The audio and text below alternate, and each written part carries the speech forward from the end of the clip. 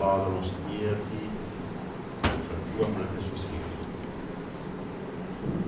Maar ons as gelowiges saam eendragtig die naam kan verheerlik. En ons dank U vir U teenwoordigheid hier in ons midde. Deur die Heilige Gees, Here, en my gebed is dat U Gees by elke een van ons vanmôre sal stil staan en in ons harte sal spreek. Dankie vir die wonderlike getuienisse wat ons gehoor het. Daar die bediening van gawe, Here, met die kinders. En hoe dat hulle reeds jonk daar die kindertjies die evangelie van verlossing bring en hulle na U toe lei. Daar die jongs seun en Balie wat die wonderlike getuienis gegee het. En oor die naweek, Here, het ons getuienis gehoor van werkers wat uit is in U oes. En hoe dat U hand hulle lei en U hulle beskerm en bewaar en U vir hulle voorsien en U hulle taak vir hulle vergemaklik. Ja, Here, U hulle sukses gee in hulle roeping en in hulle bediening en hulle bekragtig deur die Gees en ons is opgewonde daaroor. En ons gebed is, Here, dat ook ons op 'n klein, alles het doen klein wyse bydra maak tot die uitbreiding van die koninkryk van God. Seën my vanmôre, help my, Here, dat ek gee my die krag dat ek die woord kan oordra. En gee ons elkeen wat hier is vanmôre 'n geheiligde oor, dat ons hoor wat die Gees in ons harte wil sê. En 'n gewillige hart dat ons in gehoorsaamheid sal antwoord. Amen. Vriende, kom ons lees 'n gedeelte uit Lukas 10, die evangelie volgens Lukas, en ons gaan 'n paar verse daar lees uit Lukas 10. En na hierdie dinge het die Here weer 70 ander aangestel en hulle 2-2 voor hom uitgestuur na elke stad en plek waar hy sou kom. Hy sê toe vir hulle: Die oes is wel groot, maar die arbeiders min. Bid dan die Here van die oes dat hy arbeiders in sy oes uitstuur. Gaan dan, kyk, ek stuur julle soos lammers onder wolwe. Moenie 'n beurs of 'n reissak of skoene dra nie en groet niemand op die pad nie. En in watter huis julle ook al mag ingaan, sê eers vrede vir hierdie huis. En as daar 'n man van vrede is, sal julle vrede op hom rus, anders sal dit tot julle terugkeer. Bly dan in daardie selfde huis en eet en drink wat hulle het, want die arbeider is sy loon werd. Moenie van huis tot huis gaan nie. En in watter stad julle ook al mag ingaan en hulle julle ontvang, eet wat aan julle voorgesit word. En maak die siekes gesond wat daarin is, en sê vir hulle, die koninkryk van God het naby julle gekom. Maar in watter stad julle ook al mag ingaan, en hulle jou nie ontvang nie, gaan uit op sy strate en sê, selfs die stof wat uit julle stad aan ons kleef, vee ons vir julle af. Maar tog moet julle dit weet, dat die koninkryk van God naby julle gekom het. En ek sê vir julle, vir Sodom en sal dit verdraagliker wees in die dag as vir daardie stad. Wee jou Chorazin, wee jou Betsaida, want as in Tydens en Sidon die kragtige dade plaasgevind het, wat in julle plaasvind, sou hulle lank al in sak en as gesit en hulle bekeer het. Maar vir Tydens en Sidon sal dit in die oordeel verdraagliker wees as vir julle. En jy, Kapernaum, wat tot die hemel toe verhoog is, jy sal tot die doodryk toe neergestoot word. Wie na julle luister, luister na my. En wie julle verwerp, verwerp my.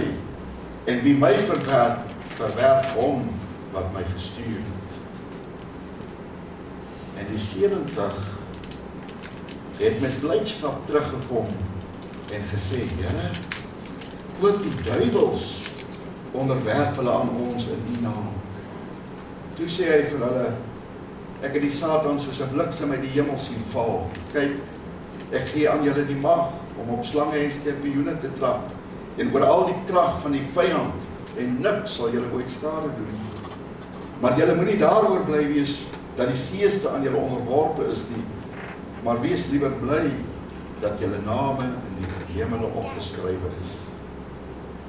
In dieselfde uur het Jesus hom in die gees verheug en gesê, ek loof u Vader, Here van die hemel en die aarde, dat u hierdie dinge verberg het vir wyse en verstandige mense en dit aan kindertjies geopenbaar het. Ja, Vader, want so was dit u welbehaag. Alles is aan my oorgegee deur my Vader, en niemand weet wie die Seun is nie, behalwe die Vader, en wie die Vader is nie, behalwe die Seun, en hy aan wie die Seun dit wil openbaar. En hy het hom omgedraai na sy disippels en afsonderlik aan hulle gesê, salig is die oë wat sien wat julle sien, want ek sê vir julle, baie profete en konings het gewens om te sien wat julle sien, en het dit nie gesien nie, en om te hoor wat julle hoor, en het dit nie gehoor. Net tot so ver, die woord van die Here. Die teks, vriende, die woorde wat ek vanmôre beklemtoon hier, is in die 3de vers. Die Here Jesus wat sê, gaan dan, kyk, ek stuur julle. De Sendingnaweek. En ons het reeds gesien dat God is die groot sending. Dit is God wat stuur, die Vader stuur die Seun. En dit is uit liefde wat God stuur. Johannes 3 vers 16, want so lief het God die wêreld gehad, dat hy sy eniggebore Seun gegee het, sodat elkeen wat in hom glo, nie verlore mag gaan, maar die ewige lewe kan hê. God stuur sy Seun. En hy kom as 'n diensknegt, hy, die Almagtige, die Here van die heerlikheid, verskyn in 'n menslike gestalte. Hy wandel onder die mense. En hulle besef nie dat dit die Here is nie. Hy het homself verneder deur die gestalte van 'n diensknegt aan te neem. En daarin, vriende, is die Here Jesus ons verlosser, maar ook ons voorbeeld. Hoe ons moet uitgaan as in diensbaarheid. En hy stuur die Heilige Gees om die gemeente te bekragtig. Maar julle sal krag ontvang wanneer die Heilige Gees oor julle kom, en julle sal my getuies wees. Dit is 'n uitgemaakte saak. As jy wil weet of iemand vervul is met die Heilige Gees, luister 'n bietjie, kyk 'n bietjie of daar 'n getuienis is. Julle sal krag ontvang en julle sal my getuies wees. En vriende, weet jy, dis vir my kosbaar dat God die mens roep. Want die mens soek God nie. Paulus skryf daar in Romeine, hy sê, daar is niemand wat God soek nie. Daar is niemand wat regverdig is nie, selfs nie een nie. Die mens in sy toestand, hy ploeter maar voort. Maar God, wat liefde is, hy wend om tot die mens, en hy roep die sondaar, hy roep die mens. En ek wonder of jy dit al agtergekom het, vriende, maar God roep die mens hoofsaaklik met 2 woorde. Dis vir my baie kosbaar. Die eerste woord wat God gebruik om die mens te roep, is die woord kom. Kom nou, en laat ons die saak uitmaak, sê die Here. Al was julle sonde soos skarlaken, dit sal wit word soos sneeu. Al was dit rooi soos purper, dit sal word soos wol, daar in Jesaja, hoofstuk 1 vers 18. Kom na my toe, almal wat vermoeid en belas is, en ek sal julle rus gee, sê die Here Jesus, in Matteus 11 vers 28. Kom, o almal wat dors het, kom na die water. En wie geen geld het nie, kom, koop en eet, ja, kom, koop sonder geld, en sonder prys, wyn en melk. Jesaja 55 vers 3. So roep God die mens. Kom. En die Gees en die bruid sê, kom. En laat hom wat wil, laat hom wat hoor sê, kom. En laat hom wat dors sê, kom. En laat hom wat wil die water van die lewe neem, verniet. Openbaring 22 vers 17. So is die eerste woord waarmee God die mens roep, hierdie wonderlike woord, hierdie uitnodiging, kom. Kom na my toe, sondaar. Daar is 'n fontein van heil. Daar is 'n plek waar jou sondes met afgewas kan word, sodat jy rein kan word, sodat jy gered kan word, sodat jy vry kan raak.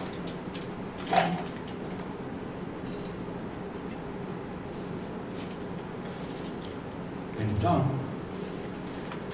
wanneer die sondaar gekom het, en hy het reiniging ontvang, en hy is verlos en vrygemaak, dan roep God hom. En die woord wat God nou gebruik, gaan. Gaan die hele wêreld in en verkondig die evangelie aan die ganse mensdom. Markus 16 vers 15. Gaan dan, ons teks wat ons hier het, gaan dan. Kyk, ek stuur julle. Matteus 28 vers 19. Gaan dan heen, maak disippels van al die nasies. Op 'n dag, terwyl die Here Jesus op die aarde was, kom hy 'n man teë wat van die duiwel besete was. Die besetene van Gadara, ons ken die verhaal. En die Here Jesus en die duiwels het hom uitgedryf en hom vrygemaak en hom verlos. Die bande wat hom gebind het van hom afgeval, soos wat elke sondaar wat verlos is kan getuig. Daardie bande wat my gebind het, is weg. Dit het van my losgeval, ek is vry. Ek is vry gemaak deur die bloed van die lam. En hierdie besetene, hierdie man wat nou nie langer besete is nie, hy wil by die Here Jesus bly en hy wil saam met hom gaan.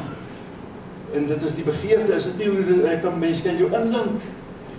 Hierdie man wat hierdie verskriklike lyding moes gehad het, hierdie duiwels wat hom gedryf het, wat hom soos 'n kranksinnige laat optree het, sodat mense vir hom bang was. Hy was 'n besetene, hy was 'n verskrikking, en nou is dit kalmte. Dis rus, dis vrede in die Here. En hy wil by die Here Jesus bly, maar luister wat sê die Here vir hom, daar in Lukas 8 vers 39. Gaan terug na jou huis en vertel wat 'n groot dinge God aan jou gedoen het. Gaan dan. Kyk, ek stuur julle.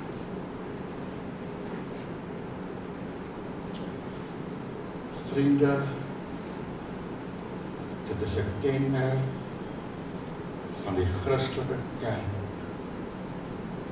dat ons gestuur is. Elke man en vrou wat die naam van die Here aanroep, dat 'n getuienis in hulle hart het van wedergeboorte, is 'n geroepene. Ek gestuur. Die Here Jesus sê vir sy disippels daar in Johannes 20 vers 21, soos die Vader my gestuur het, so stuur ek julle.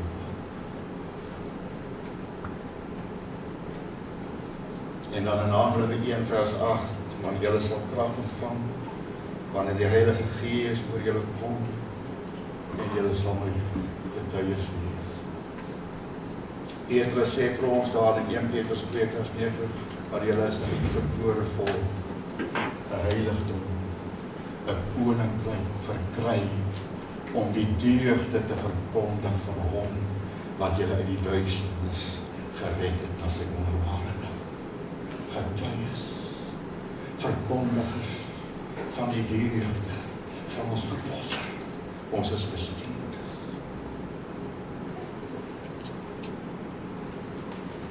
elke een van ons wat vanmôre in hierdie kerk gebou is, vriende, of ons daarvan bewus is of nie, of ons dit teenoor onsself wil erken vanmôre of nie, ons is gestuurdes.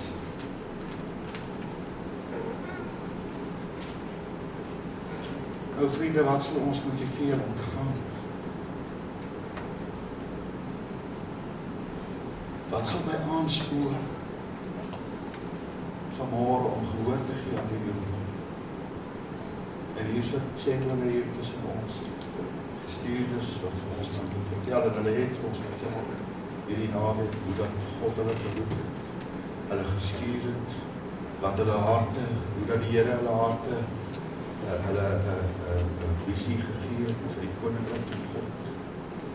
Ek dink ons moet eerstens besef dat ek dink die menslike nood, die mense nood roep om redding. Die wêreld, my broeder en suster, is in 'n tragiese toestand. Daar is nood, daar is benoudheid, ons leef in ernstige tye. Luister wat sê die Here Jesus daar in die tweede vers van Lukas 10, sê hy vir sy disippels, hy sê, die oes is wel groot, maar die arbeiders min. Bid dan die Here van die oes, dat hy arbeiders uitstuur in sy oes. Daar is stalle vanmôre, vriende, terwyl u en ek hier is, tesame in die naam van die Here, terwyl ons hierdie heerlike gemeenskap van die heiliges in die teenwoordigheid van die lewende God geniet, terwyl ons kan getuig van 'n lewende verhouding met die Here van die heerlikheid, is daar talle wat God nie ken nie, wat Christus nie ken nie. Mense wat bestaan, maar eintlik is hulle dood in sonde. Paulus sê daar in Efesiërs 2, gaan lees maar, hy sê, maar julle wat dood was in die sondes, het hy lewend gemaak. Dit was ons toestand, my broeder en suster, en ons het dit nie besef. Die dooie besef nie, hy is dood nie, totdat die lig van die Here op hom skyn, totdat God deur die Gees 'n wonderwerk in sy lewe doen, en hy lewendig word. Die mensdom, vriende, is in wanhoop. Ons leef in omstandighede waar mense maar net in wanhoopig voortploeter en rondstruikel en nie eintlik weet waarheen en hoe en waarom nie. Kyk maar na die goddeloosheid wat ons rondom ons ervaar, die wetteloosheid, die totale morele verval wat ons daagliks aanskou, waarmee ons daagliks te doen het, waarmee ons daagliks in aanraking kom, gebroke manne, gebroke vroue, gebroke huise, mense wat in duisternis verkeer. Nie net hier in ons eie dorp of ons eie stad, in ons eie provinsie, hier in ons eie land nie, dit is die toestand van die wêreld, dwars oor die planeet. Mense is verduister in hulle gemoed. Hulle is angsbevange, daar is mense wat angsbevange is. Meer mense moet deesdae besoek hulle psigiaters en sielkundiges en beraders as seker ooit in die geskiedenis van die mens. Want hulle is benoud, hulle leef in angs. Dit voel of hulle omstandighede vir hulle te veel geraak het. Daar is geen hoop nie. Hier in ons land is daar mense wat sê, wat gaan van ons word? Kyk wat gebeur in die land. Mense wat geen vertroue het in die lewe nie. Onlangs moes ek met 'n persoon praat wat gedreig het om haar eie lewe te neem. Dit was vir my 'n geweldige, stresvolle tyd gewees, want die persoon was ver van my af gewees. Ons moes telefonies met mekaar kommunikeer.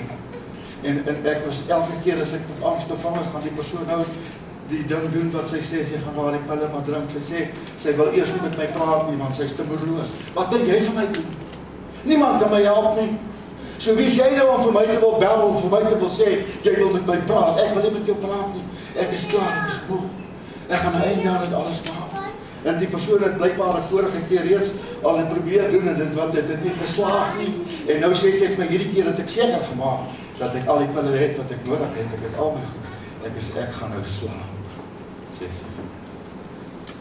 Ek sê, jy moet net onthou, God het jou lief.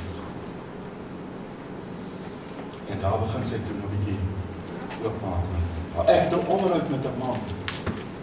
Ek ken hom eintlik nie baie goed nie, maar ek het 'n onderhoud met hom en gesels, en in die onderhoud vra ek vir hom, hoe gaan dit met jou? Vertel my van jou as mens. Daar barst die man in trane uit. Hy loop met 'n wroging in sy hart.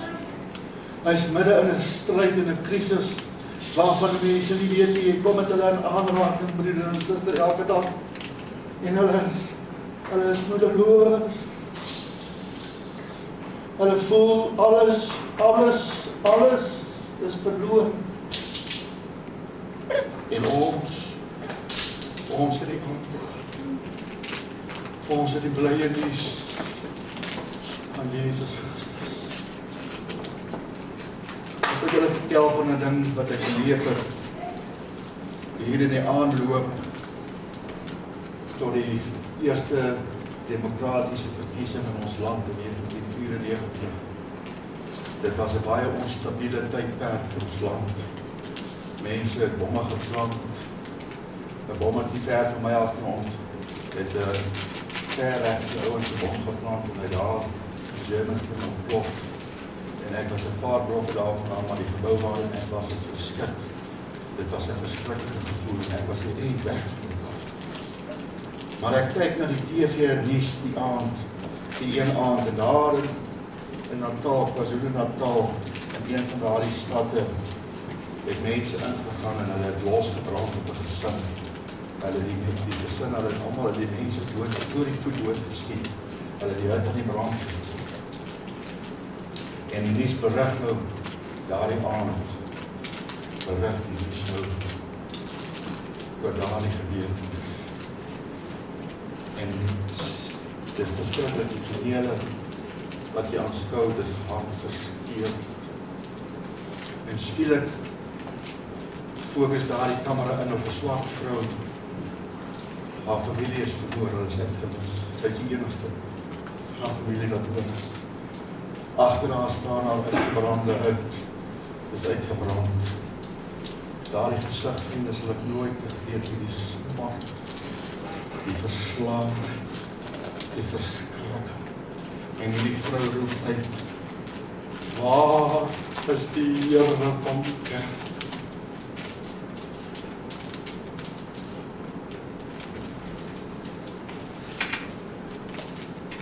Waar is die Here van die kerk? Vriende, ek sit daar, die nuusberig is verby, die TV afgeskakel. Ek sit daar in my stoel en ek worstel en ek sê, ja. Waar is die Here van die kerk? Wanneer sal dit nou gebeur?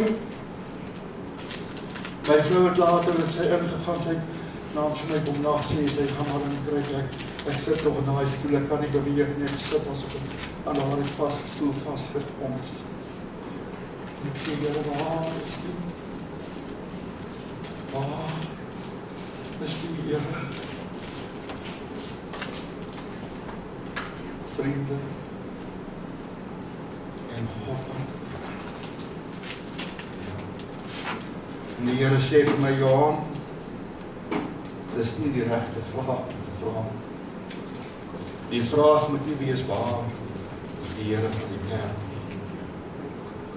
Die vraag moet wees, waar is die kerk van die Here?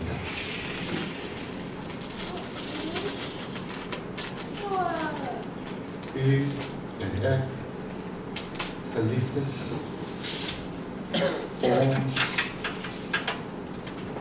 is ambassadeurs van Christus.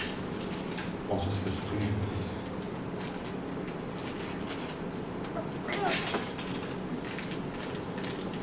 Ons dra die boodskap van versoening.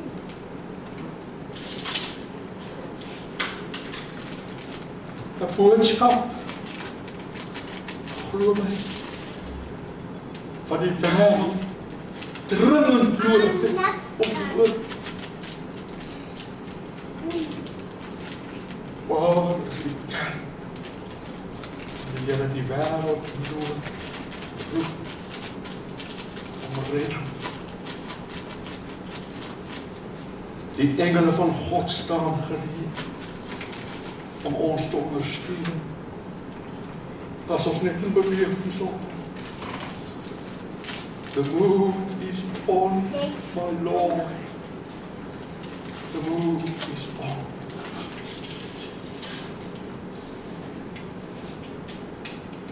Maar vriende,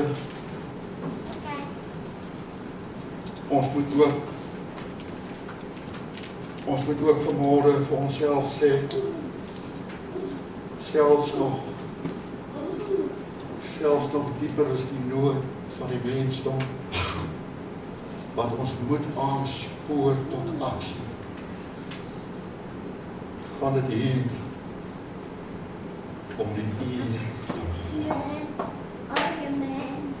Hier is eintlik die bron, hier is eintlik die ware motief van sending. Die profeet het gesê die heerlikheid van die Here sal die aarde oordek, soos wat die waters die see oordek. Ons het dit gister gesing, ek het eintlik gedink ons sal dit dalk vanmôre sing, maar ons het dit gister gesing, all over the world. The Spirit of God is moving. En ek en u moet in beweging kom. The move is on. I can hear the rustle in the mulberry tree, and I know the move is on. U en ek moet ons sokkies optrek, broeder en suster, en ons moet in beweging kom. Ons moet in pas kom met die Heilige Gees. Die Here Jesus daar in Johannes 17 bid, en hy sê vir die Vader, hy sê, ek het u verheerlik op die aarde. Dit is 'n wonderlike ding wat hy sê, ek het u verheerlik op die aarde. Nou bid hy, want hy gaan terug na die Vader toe. Hy sê, ek kom terug na u toe. En ek kom terug na die heerlikheid wat ek by u gehad het, voordat ek mens geword het en hier na die aarde toe kom. Voordat die wêreld geskaap is, was die Vader en die Seun en die Heilige Gees gemeenskap, die drie enige God in liefde, harmonie en heerlikheid. Ons kan ons weet dit indink, die kan ons weer aanstaan. Hy sê, ek het u verheerlik op die aarde. Hoe het hy dit gedoen? Luister wat sê, die werk wat u my gegee het om te doen. Wil jy God verheerlik, my broer en suster? Doen dan die werk wat hy gee. Terwyl die menslike nood ons diep in die hart tref en dit doen. Luister, as die werk, as die nood van hierdie wêreld jou nie diep in die hart tref nie, dan is daar 'n ernstige fout met jou. Dan is jou hart nog 'n hart van klip. Hy moet uitgehaal word. Die Here kan dit doen deur die Heilige Gees. Ek weet. Maar terwyl hierdie nood ons diep in die hart tref, moet dit hier gaan in die eerste plek om die eer van God. In die redding van 'n siel, vriende, word God verheerlik. Wanneer mense uit die duisternis oorgebring word in die lig van die evangelie, in die lig van God, in die lig van die waarheid, in die lig wat lewe is, Christus self, die Here van die heerlikheid, dan word die Vader vereer. 'n nuwe skepsel. Paulus sê in 2 Korintiërs 5 vers 17, julle is 'n nuwe skepsel, die ou dinge het verbygegaan. Kyk, dit het alles nuut geword as iemand in Christus is. Hoeveel male het ek dit beleef, vriende, dat die persone wat nadat op bekering kom, ek het eenmaal 'n maand na die Here toe, want ek het hom nie self na die Here toe gelei nie, ek het nie daardie voorreg gehad nie, maar ek het baie vir hom gesaai in sy hart en teenoor hom getuig, en eintlik het hy my uitgeput. Ou Koenie, ek wil nie sy van sê die nou so die familie van hom. Ek wil nie skinder hier van ouens nie, maar hy het my uitgeput. Hy het my so verskriklik, vriende, gehad, dat ek op 'n stadium vir die Here gevra het, Here, vat hierdie man weg uit my lewe asseblief, want hy put my uit, hy verneder my, hy spot openlik. spot hy met God, spot hy met my, omdat ek met hom oor die evangelie praat. En ek kom eendag by die huis aan, ek was uit gewees en my vrou sê vir my, jong, jy het 'n man geskakel, hy wil met jou praat, sy sê sy naam. Toe sê die ou se naam, sy sê ek, ag nee, asseblief, ek wil nie met hom praat. Sy sê, wel, hy van minne weet wel, ek het vir hom gesê, jy gaan hom met so. Terwyl sy nog praat, daar lê die telefoon. Nou vriende, as daar ooit 'n tyd was wat ek gewens het, daai telefoon wil sommer net breek, dan was dit daai dag. Ek wil nie met hom praat nie. Maar ek antwoord die telefoon en hier skoon nie op die lyn en hy praat met my. Maar binne sekondes, besef ek iets met hierdie man gebeur. Dis nou jare, vriende, ek praat nou, ek vertel nou vinnig 'n ding wat oor jare gebeur. Hy sê vir my, Johan, die Here het my gered. En hy huil. En ek huil ook, ek huil in die kant. Ek huil eintlik maar van blydskap en verligting en skok. Ek is regtig geskok dat die Here die man gered het na ons wat hy aangevang het. En hy het my kom kuier by my huis. Hy het in my gehoorslaap. Ek en hy het gesels tot in die nag. Het ons wonderlike tye saam gehad en die Here geloof en geprys en getuienisse gedeel. Hy het 'n sendeling geword. Ek net ook by kon nie. Maar vir weke daarna in die dorp stap ek, dan loop ek nou van sy vriende raak en hy het juist gesê, toe hy nou Rustenburg toe kom, hy sê, man, ek kan nie met my vriende gaan bly, dit sal nie werk nie, daai ouens, almal was, hulle soos wat ek was, rof, onbeskof. So hy gaan toe nou by my tuis, maar hy besoek nou van sy vriende. Almal van hulle wat my raakloop wil weet, as hulle my sien in die dorp, hardloop hulle na my toe en sê, Johan, het jy vir Koenie gesien? Wat het met Koenie gebeur? En die getuienis, die kragtige getuienis van 'n lewe wat nie gemaak is. Ons het dit nou gehoor hier so na die aand met die Taiwanese, hè. Hulle wil niks weet van die godsdienst nie, maar die pa sien, maar daar's 'n verskil by sy dogter, sy's gelukkig, sy's vriendelik, sy's vrolik, sy's nie teneergedruk nie, sy's nie moedeloos nie. In alle omstandighede loof sy die Here en hy sê, wag, hier is iets aan die gang. Ek wil dit ook hê. En vriende, dit is hoe dit moet wees. Ons lewe moet eintlik mense lok na ons toe. Wat het jy wat ek nie het? Is dit nie wonderlik?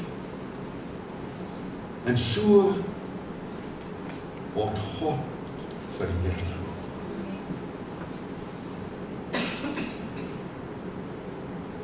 Ek moet nou versigtig wees. Ek wil nou nie dwaal hier verkondig nie en ek wil ook nie mense ontstel nie.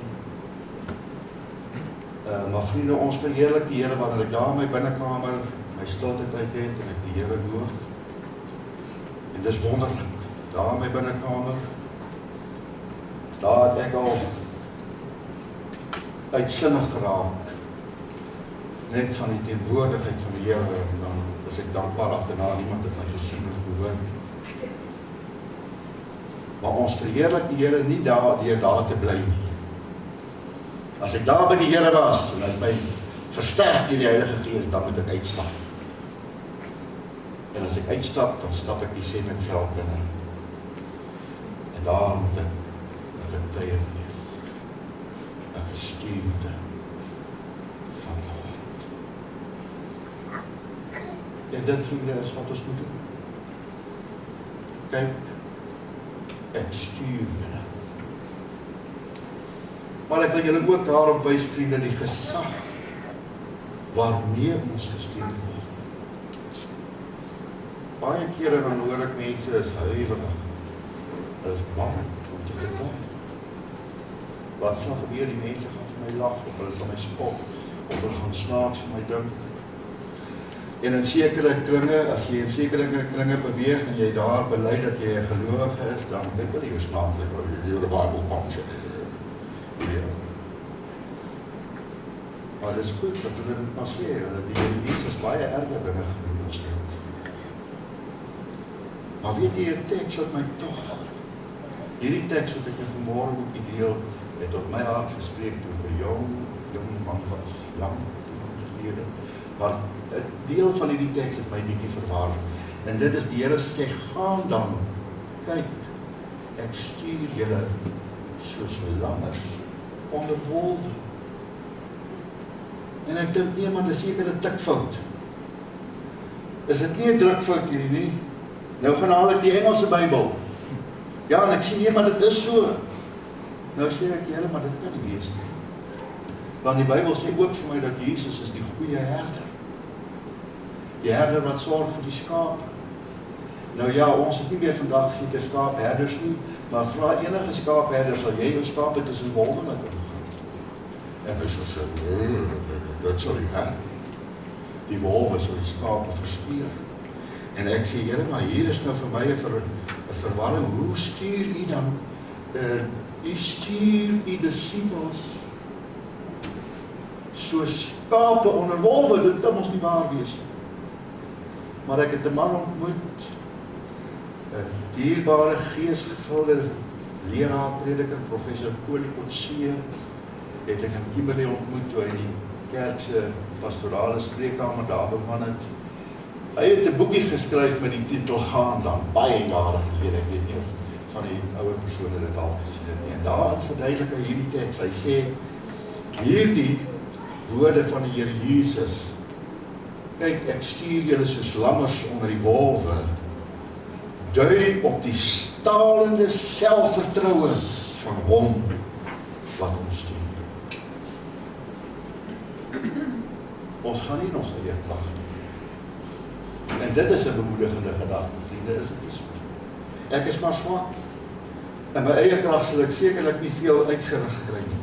Nee, ons gaan op gesag van sy naam. Hy is die Here van die heerlikheid. Luister hoe sê hy vir sy disippels. In vers 22 lees ons dit. Hy sê, alles is aan my oorgegee deur my Vader. En in Matteus 28 sê hy daar, hy sê, aan my is gegee alle mag in die hemel en op die aarde. Hy het alle mag. Hy het mag oor alles. Hy het mag oor die bose. En daarom, my broeder en suster, wanneer ons gaan op gesag van sy naam, dan het ons sekerheid dat ons sal suksesvol wees. Ons sal oorwin in Christus Jesus. In hom is die, in hom alleen wil ek dit beklemtoon, is die sukses en die oorwinning verseker. Sy naam is daarvan die waarborg.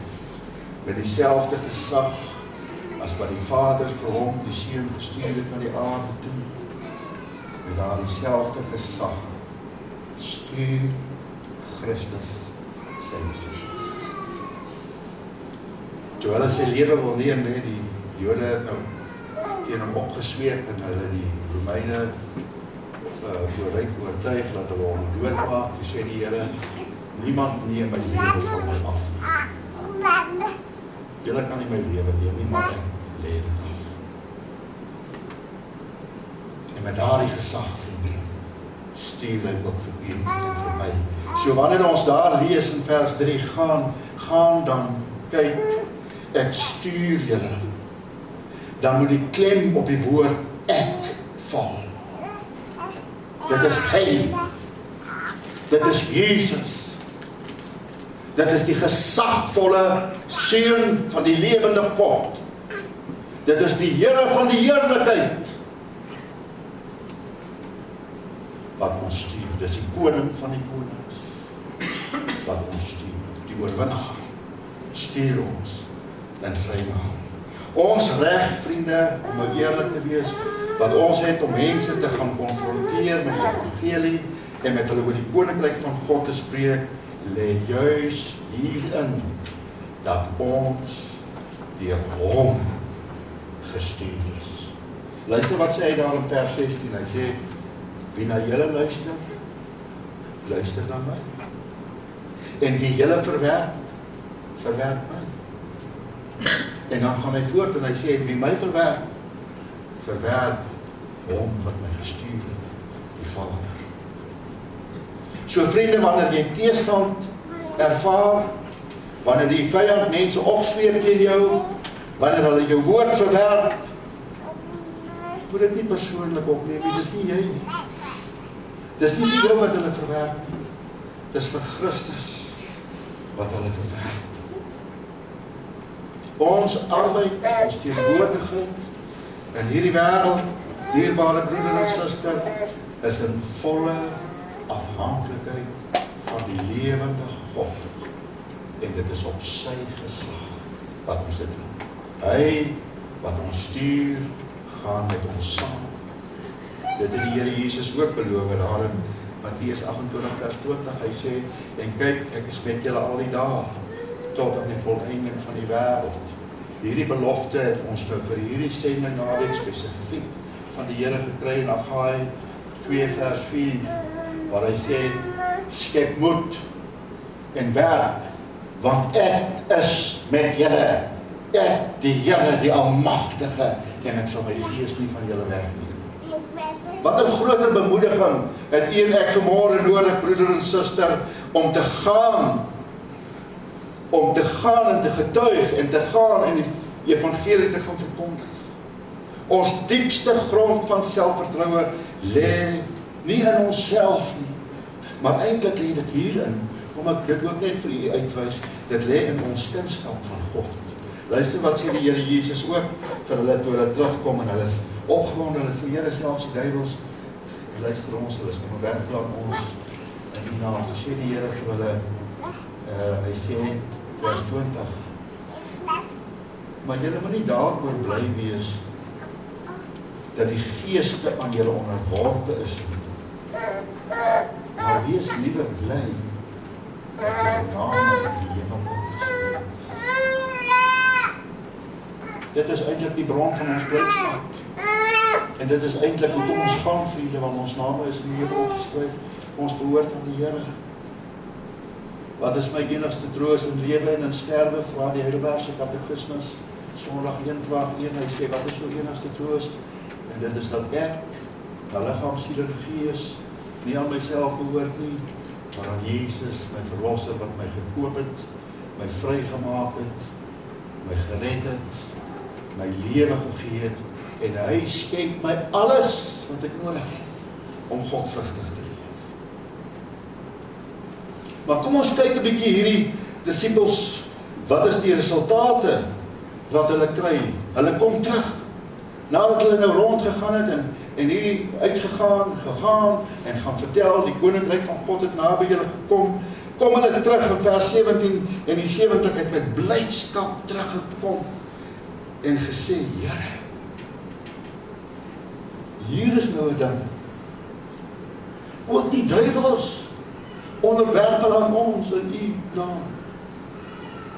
Ook hulle onderwerp hulle. Ons het mag, selfs oor die duiwels, oor die bose. Wat was hulle verbasing groot, dat hulle so kan kom getuig. Vriende, die oorwinning behoort aan die Here en aan sy geslagtes. Moenie toelaat dat die stryd u ontmoedig.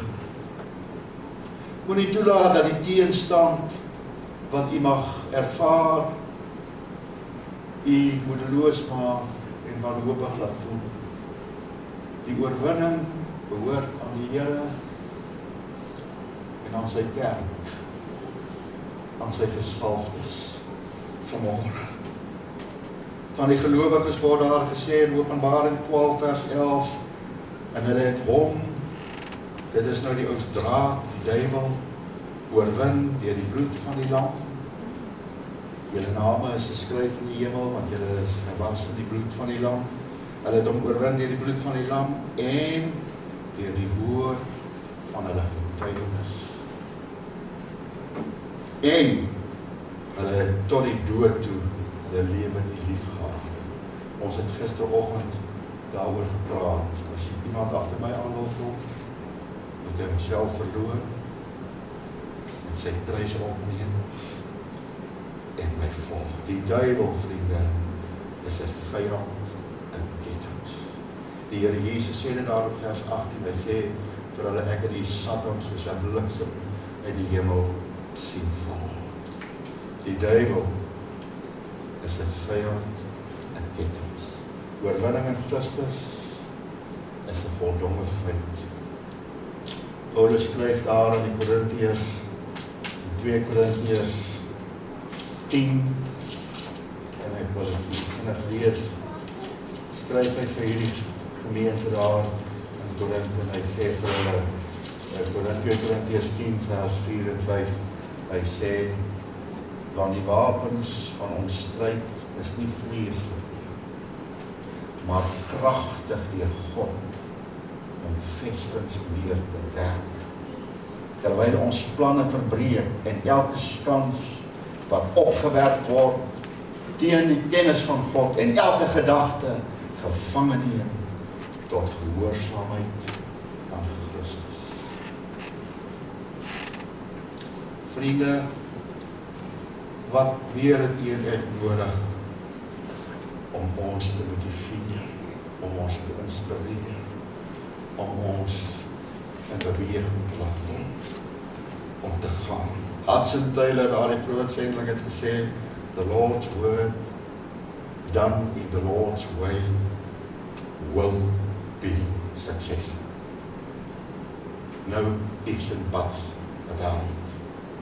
As ons God se wil en sy werk doen, vriende, soos wat hy van ons verwag, sal ons die vrug sien.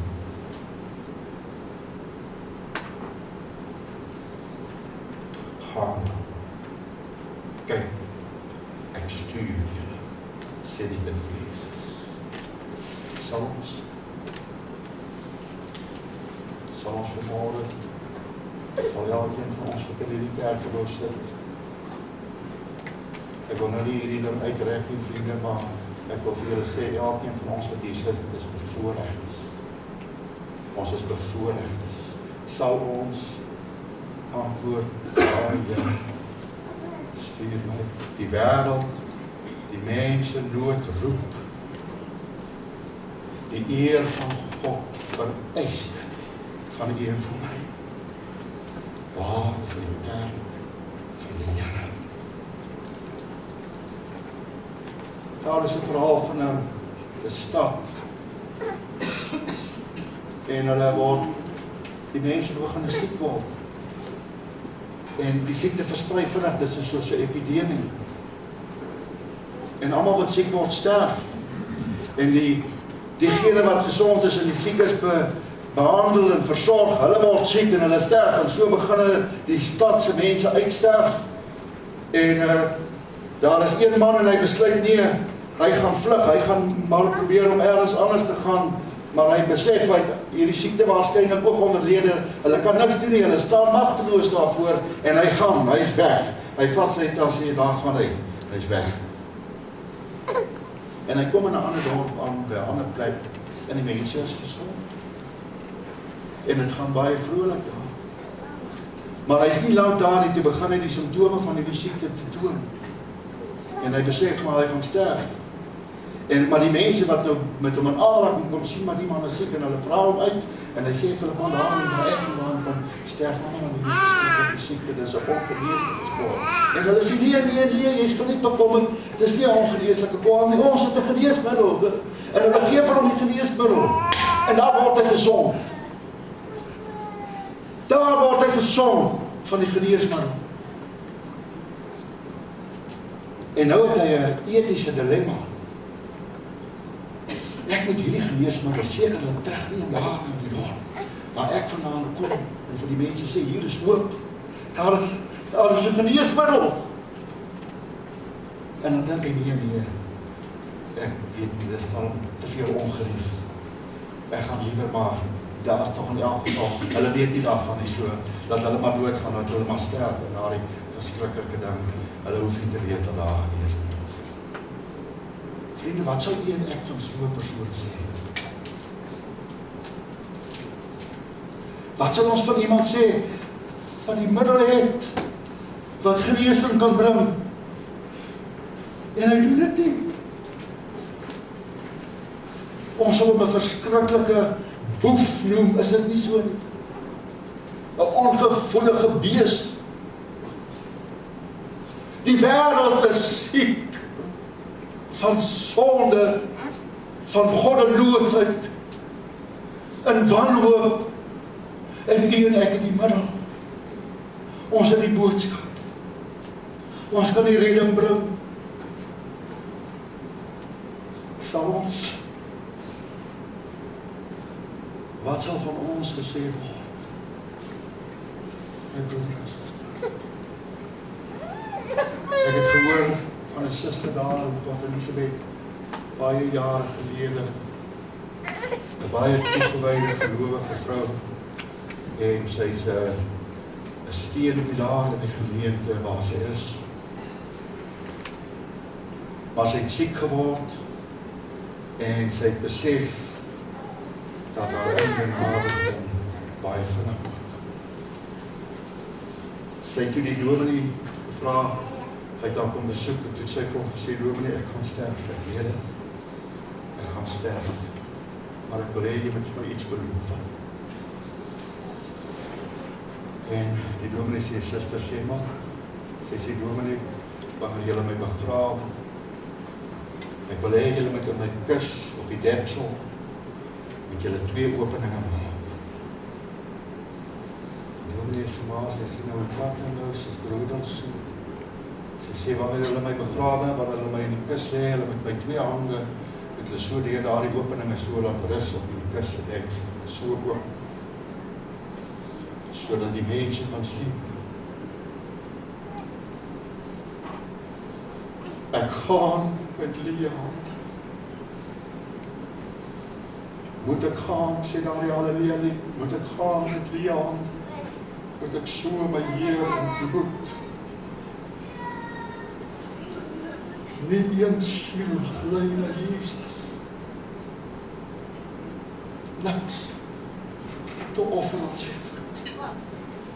Sy sê, ek wil hê, gemeente, en almal wat by my begrafnis is, moet dit sien. Dit is vir my te laat, ek kan niks meer daaraan doen. Ek kan dit nie verander nie, maar hulle wat nog lewe, hulle moet besef, dat ook hulle tyd gaan aanbreek, wanneer hulle na die Here sal gaan. Hulle moet seker maak, dat hulle nie met leë hande gaan.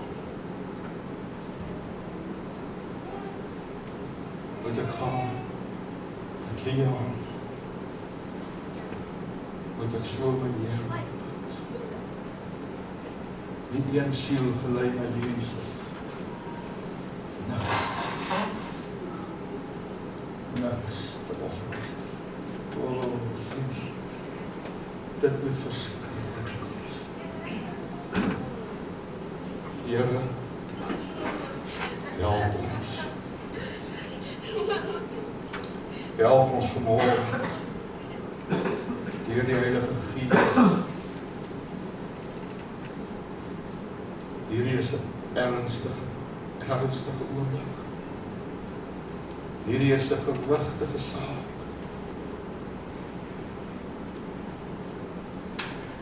Ek bid die Here van die oes, stuur arbeiders in die oes. Stuur, wek manne en vroue op, Here. Lê 'n las vir siele op hulle harte. Stuur arbeiders.